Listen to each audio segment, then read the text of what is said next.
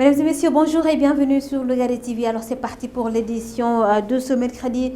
3 juillet 2022. Alors nous démarrons l'actualité avec l'affaire des unes détournées Papito Kara. Alors il a été placé sous mandat de dépôt ce matin, arrêté pour la revue de presse de une détournée. Pape Ibra Gueye va passer ainsi sa première nuit en prison. Alors il vient d'être inculpé et placé sous mandat de dépôt par la juge du deuxième cabinet. Alors, comme l'a annoncé son avocat, Maître Khourey Chiba, je rappelle que le procureur de la République avait ouvert ainsi une information judiciaire pour diffusion de fausses nouvelles, mais aussi effacement, modification, fabrication ou bien même introduction de données informatiques. Alors, l'information, bien sûr, c'est qu'il va passer sa première nuit en prison. Il s'agit de Pape Ibra Gueye, alias Papito. Voilà. Et nous parlons à présent politique avec le maire de Yeumbeul Sud. Il s'agit de Bara Gueye. Il confirme lui avec des chiffres donc les transferts d'électeurs qu'aurait fait le ministre Amadou Ba lors des dernières législatives de dimanche passé. En conférence de presse ce matin, les leaders de l'intercoalition Yewwi Wallu alertent la coalition Benno Bokk Yakaar sur un éventuel hold-up électoral. Le chef de l'État Macky Sall est pendant ce temps attendu lui ce jeudi dans la zone Malicounda, Nguéniène et puis Sandiara pour le lancement du projet agricole Agropole dans lequel on parlera de filière lait et viande. Alors l'annonce a été faite par El Hadji Djily Mbaye Lo. Lui c'est le coordonnateur du projet Agropole, un projet phare du plan Sénégal émergent. Alors lui il s'est entretenu avec nos confrères de Dakaractu. Nous allons suivre un extrait de cet entretien. Suñu koomu réew mi nga xam ne ñaar li ñuy tuddee moteur de croissance ñaar la woon ñu jële ko ci ñaar yóbbu ko ci juróom-benn et ci bi ñu ci gën a solo jëm ci projet Agropole mooy moteur de croissance bi nga xam ne dafa jàpp li ñuy wax wàllum mbay mi wàllum càmm gi wàllum napp gi wàllum agro industrie maanaam li ñuy jëlee wàllum mbay mi li ñuy jëlee ci mbay mi soppar ñu ko ci wàllum usine yi ba nga xam ne nit ñi danañ ko mën a jariñoo ñu wàññi li nga xam ne danañ ko jéggaani bindi réew di ko jariñoo ci Sénégal ci wàllu woowu tey nag xam nga ne def na ñaari lancement Agropole Sud ak Agropole Centre commencé nañoo tabax module central ba nekk ci Adéane commencé nañoo tabax module régional bi nekk ci Fatick pour Agropole Centre donc tey ñu nekk ci Agropole Ouest nag intercommunalité Malicounda Nguéniène Sandiara ñoo ko sooke am ci njàppale bu dëgër nag bu état du Sénégal pour taxawal ko kon nag alxamis bi ñu jëm tolloog ñeenti fan ci weeru août lay njiitu réew mi bu ñeenti waxtu jotee ci ngoon ñëw lancer projet Agropole Ouest. projet Agropole dafa wàlla indi jéego yu am solo ci wàllum xëyum ndaw ñi ak jigéen ñi parce que comme ni ñu koy waxee Agropole Sud bu ñu jëlee misaal rek dañuy wax ne dana indi 14 500 emplois directs yoo xam ne dana ko indi 35 000 emplois indirects. Loolu misaal la ci yeneen Agropole bii ñu jëm muy Agropole Ouest dana indi 3000 emplois directs indi aussi li ñuy wax 8000 emplois indirects ñu jël filière yoo xam ne dafa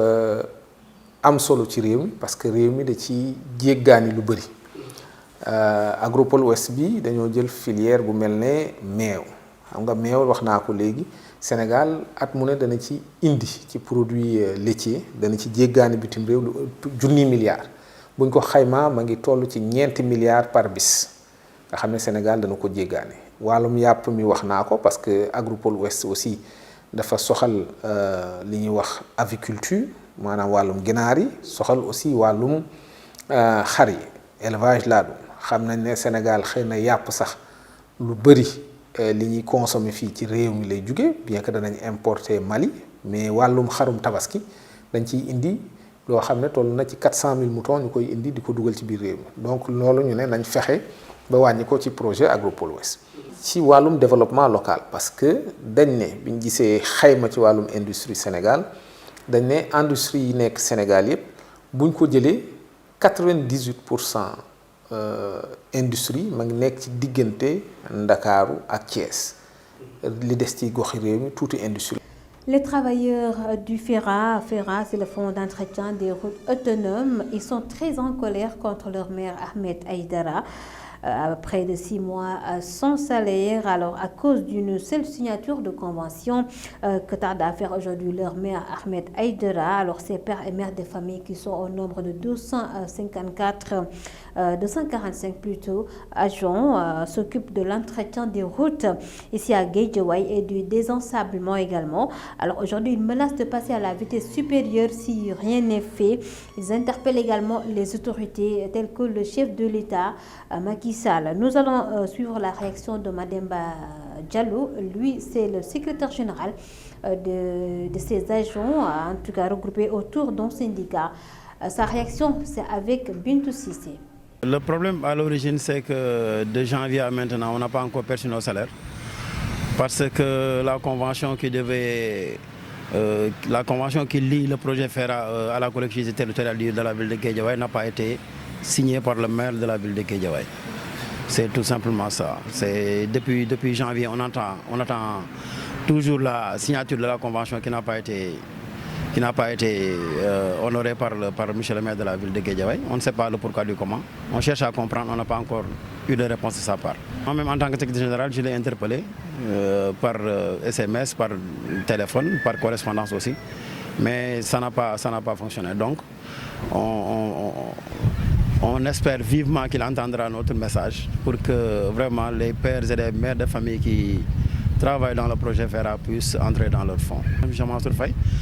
il doit être au courant de la chose parce que le directeur général du FERA est au courant de la situation. Donc on considère que le ministre est également au courant de la situation. Maintenant, je pense que de leur côté aussi, ils sont un peu impuissants puisque la convention non signée ralentit toutes les démarches administratives. Donc c'est à partir de la signature de la convention que eux-mêmes, au niveau central, ils pourront sévir. On avait une série d'activités qui a démarré déjà il y a plus de 21 jours, je pense, si je ne me trompe pas. Maintenant, le préfet nous avait saisis. On avait demandé au préfet, nous-mêmes, on avait écrit au préfet pour lui demander de nous accorder une demande de marche pour qu'on puisse montrer aux populations de Guédiawaye qu'on n'a pas encore eu gain de cause. Le préfet nous a dissuadé, nous a demandé de le laisser parce qu'on rappelle qu'il y a un nouveau préfet qui vient juste d'arriver. Il nous a demandé de le laisser lui-même s'occuper de la chose et que vraiment il nous reviendra dans quelques jours, juste après les élections législatives. Les élections viennent de se terminer, donc on attend sa réponse, on attend sa réaction pour savoir la suite à faire. Crime passionnel, cette fois-ci à Rufisque, nous parlons de ce drame par jalousie. Alors une jeune dame qui immole son mari, un chauffeur de taxi. Les faits se sont déroulés à Daruminam, c'est dans la commune de Rufisque Nord. Selon des sources, le défunt a succombé à ses blessures 72 heures après. Alors la femme aurait brûlé vif son mari dans la chambre où il dormait avant de l'enfermer dedans. Et selon des sources toujours, le couple était connu en tout cas pour des disputes infinies. La femme a été finalement interpellée ce mercredi par les limiers du commissariat de Rufisque, donc affaire à suivre dans nos prochaines éditions. Nous en arrivons bien sûr à cette affaire de Mars, l'ancien DG du Code,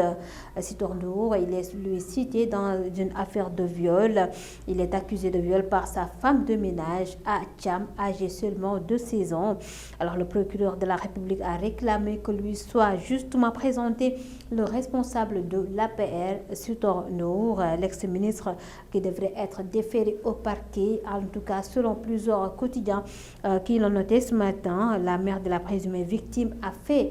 une sortie médiatique au cours de laquelle elle accuse l'ancien DG du Code, Sitornour, lui qui a nié toutes ces accusations, affirmant qu'il fait l'objet de chantage et d'extorsion de fonds. Et là, nous terminons l'actualité avec le point Covid de ce mercredi 3 août 2022. Alors, sur les 1100 tests réalisés, 34 sont revenus positifs, 65 patients contrôlés négatifs et déclarés guéris. Aucun décès non plus de cas graves n'ont été signalés ces dernières 24 heures. Et retenez également qu'aujourd'hui, 208 personnes sont actuellement sous traitement, selon le ministère de la Santé et de l'Action sociale qui a fait le point CT ce matin. Voilà, mesdames et messieurs, ça n'est tout pour l'actualité sur Lougaré TV. Merci à vous tous de nous avoir suivis. La version Wolof, c'est tout de suite. mbokk yi xarit yi Lougaré TV di leen jaajëfal bu baax ci teewlu bi bismillah ci xibaar yi fii ci Lougaré TV xibaar yi dañ ko dooree lu jëm ci coowal Papito moom nag bokk na ci wala sax moom mooy ki nga xam ni moo doon def détournement de une yi nga xam ni nemeeku nañ ko ci yenn ci ay quotidiens sénégalais moom nag mujjee nañ ko placé sous mandat de dépôt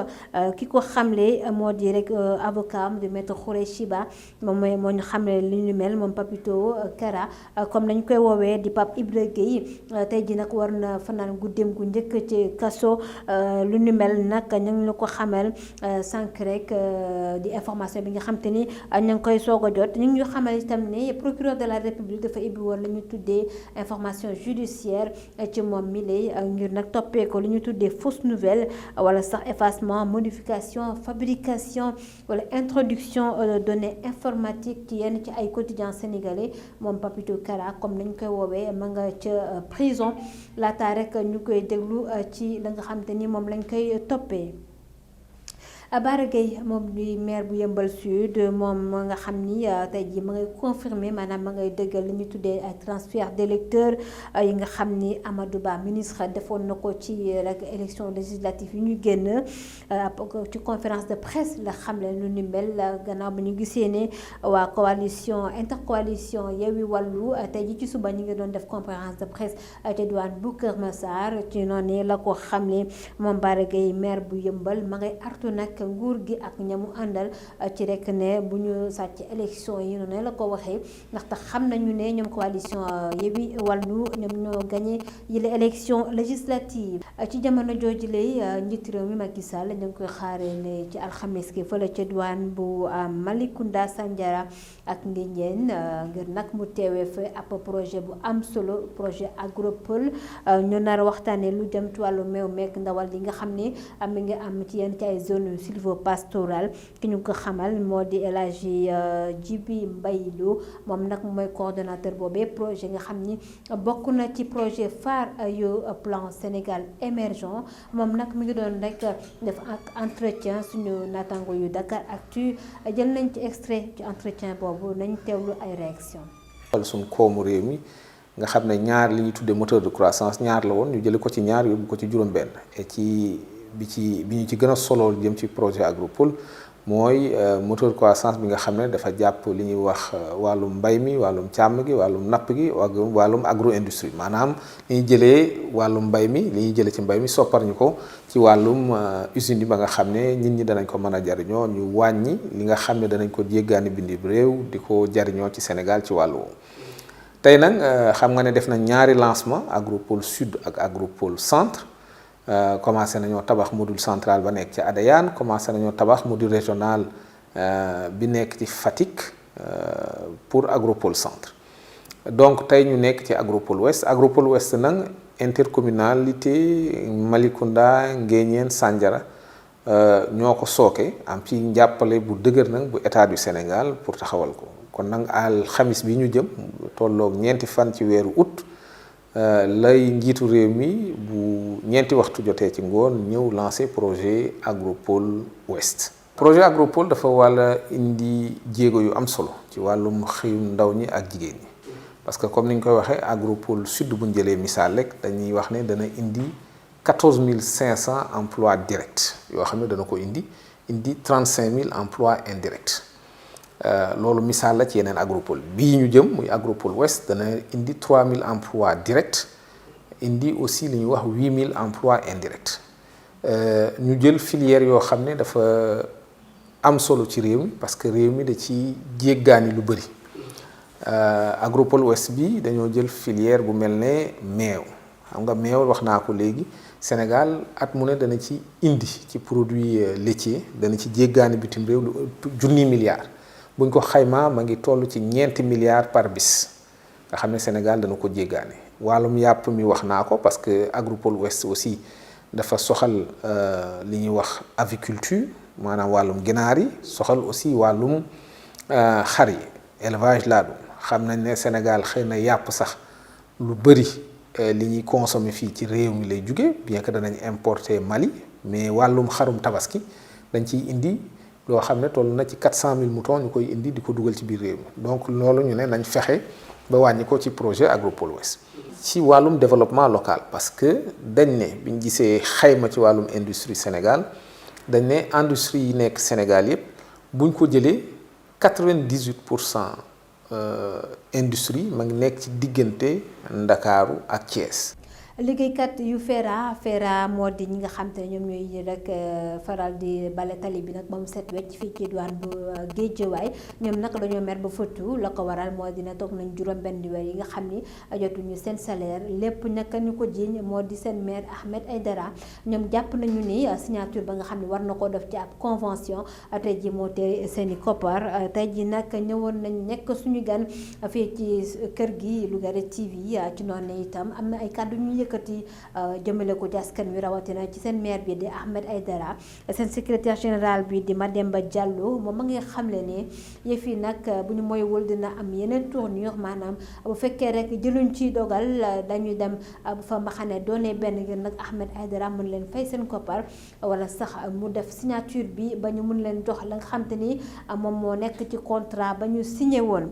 seen secrétaire général Mademba Diallo la ñuy teewlu ak Bintou Cissé. Le problème à l'origine, c'est que de janvier à maintenant, on n'a pas encore perçu nos salaires. Parce que la convention qui lie le projet FERA à la collectivité territoriale de la ville de Guédiawaye n'a pas été signée par le maire de la ville de Guédiawaye. C'est tout simplement ça. C'est depuis janvier, on attend toujours la signature de la convention qui n'a pas été honoré par M. le maire de la ville de Guédiawaye. On ne sait pas le pourquoi du comment. On cherche à comprendre, on n'a pas encore eu de réponse de sa part. Moi-même, en tant que secrétaire général, je l'ai interpellé par SMS, par téléphone, par correspondance aussi. Mais ça n'a pas fonctionné. Donc, on espère vivement qu'il entendra notre message pour que vraiment les pères et les mères de famille qui travaillent dans le projet FERA puissent entrer dans leur fonds. Jean-Mansour Faye, il doit être au courant de la chose parce que le directeur général du FERA est au courant de la situation. Donc on considère que le ministre est également au courant de la situation. Maintenant, je pense que de leur côté aussi, ils sont un peu impuissants puisque la convention non signée ralentit toutes les démarches administratives. Donc c'est à partir de la signature de la convention que eux-mêmes, au niveau central, ils pourront sévir. On avait une série d'activités qui a démarré un peu déjà il y a plus de 21 jours, je pense, si je ne me trompe pas. Maintenant, le préfet nous avait saisi. On avait demandé au préfet, nous-mêmes, on avait écrit au préfet pour lui demander de nous accorder une demande de marche pour qu'on puisse montrer aux populations de Guédiawaye qu'on n'a pas encore eu gain de cause. Le préfet nous a dissuadé, nous a demandé de le laisser parce qu'on rappelle qu'il y a un nouveau préfet qui vient juste d'arriver. Il nous a demandé de le laisser lui-même s'occuper de la chose et que vraiment il nous reviendra dans quelques jours, juste après les élections législatives. Les élections viennent de se terminer, donc on attend sa réponse, on attend sa réaction pour savoir la suite à faire. gannaaw si loolu ñu wax ci crime passionnel ba nga xam ne moo xewee foofee ca douane bu Daaru Minam ca douane bu Tëngéej la loolu nag tax na ba askan wi ñëpp tey ji ci tristesse la ñu xëyee mën nañ koo wax as ndaw su jigéen moom nag fiiraange tax na rek ba mu sotti wala sax taal jëppét kii di borom këram gannaaw ba mu ko fekkee ci néeg ba nag muy nelaw ci la ko taal laataa muy tëj néeg ba ci noonu ñu gis na jëkkër ji na amoon nay blessure yu métti métti gannaaw ci ñetti fan tey ji nag la mujjee ñàkk bakkanam loolee nag tax na ba askan wa yëkkati ci kàddu tey ji sax moom ndaw soosu lii nee nañu nag loxo maanaam yoon teg na ko loxo tey ji ci suba ma nga ca commissariat bu Tëngéej ngir nag ñu mën ko déglu ci jëf ji mu def ñenn ñi nag bu ñu sukkandikoo ci voisinage yi nee nañu boobay couple dañoo yàgg di leen gis ci ay xuloo ak i ngaayoo donc li nga xam te ne moo fa xew dafa mel ni rek bettul ñu bëri ci askan wa nga xam ni ñu ngi yeewoo foofee ci diwaan bu Tëngéej.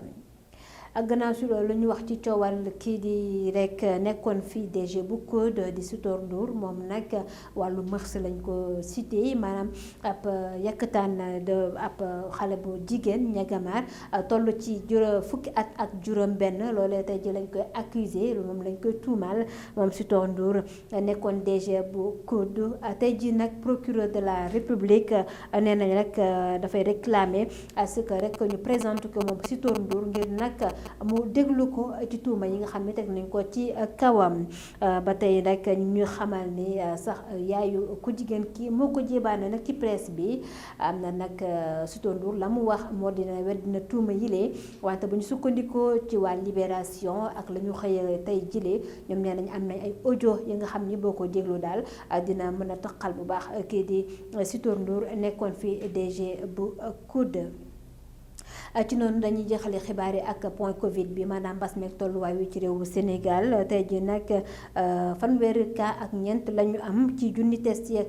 ñaar téeméer wala junni yeeg téeméer yi nga xam ne def nañu ko mi nga 65 patients la ñu saytuwaat seen yaram gisatuñ ci feebar bi maanaam wér nañu amul kenn ku ca loof amul kenn ku ci ñàkk bakkanam la ñu mën a jàpp rek tey moo dina ñaari téeméeri patient ak juróom-ñett ñoom ñoo nekk ci loxo docteur yi la leen tëral di mbasum coronavirus. mbokk yi xarit yi li bokk na ci li fi gën a fës ci xibaar yi fii ci Lougaré TV di leen jaajëfal encore une fois ci teewlu bi di leen jox rendez-vous suba incha allah jaa ngeen jëf.